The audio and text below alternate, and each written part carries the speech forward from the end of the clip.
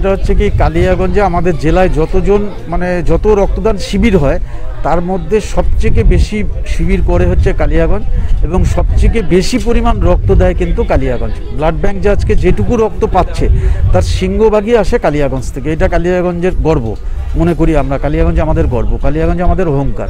তো সেই জায়গায় দাঁড়িয়ে আমরা প্রথম অনুভব করেছিলাম যে কালিয়াগঞ্জে একটা ব্লাড ব্যাংক হওয়া দরকার। আমাদের কালিয়াগঞ্জের যিনি জেলার রক্তদানের অভিভাবক বলা চলে, সেই সন্তোষদাকে এই নিয়ে বলার পর সন্তোষদা এখানটায় বিভিন্ন সময় রক্তদান শিবিরে সাংবাদিকদেরকে আমরা এটা বলছি।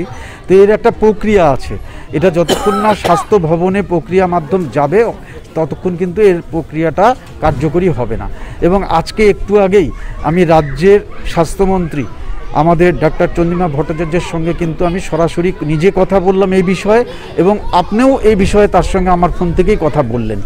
তিনি পরিষ্কারভাবে বলেছেন যে এটা যদি আমাদের কাছে প্রস্তাব আকারে যদি পৌঁছে তার প্রক্রিয়া শুরু হতো, এতদিনে এটা হয়ে যাওয়ারই কথা।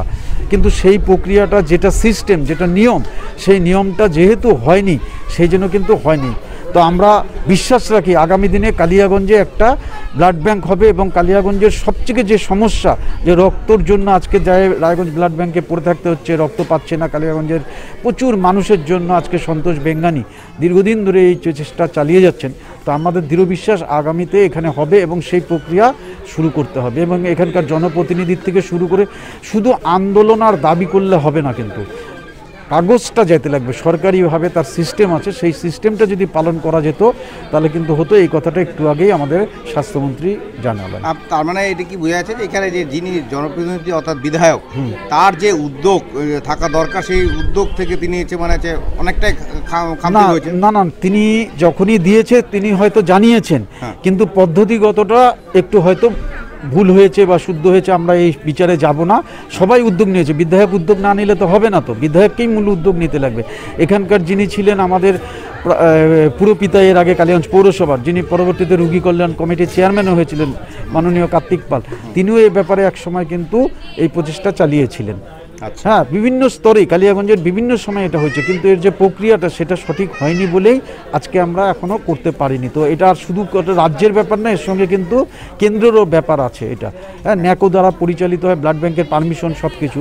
তো স্বভাবতই এটা যেহেতু একটা খুব সেন্সিটিভ জিনিস এবং জিনিসটা প্রয়োজন, আমার দৃঢ় বিশ্বাস আগামীতে কালিয়াগঞ্জে আজ না কাল হবেই।